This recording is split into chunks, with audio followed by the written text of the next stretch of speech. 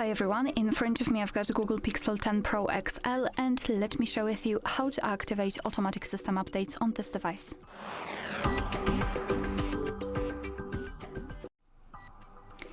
So in this video I'll show you a little bit more advanced option than usually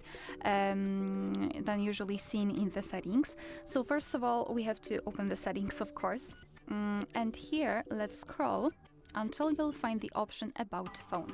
Let's stop. Then let's scroll down to find the build number and keep tapping on it until you'll see the information that you're in the developer mode. If you've got the screen lock, you will have to enter it to confirm the whole step. So just do it and then go back to the general list of the settings and go to the system, which is right above the About Phone. So go to System and here scroll down to find Developer Options. And here all we have to do is to scroll down just a little bit to find the option Automatic System Updates.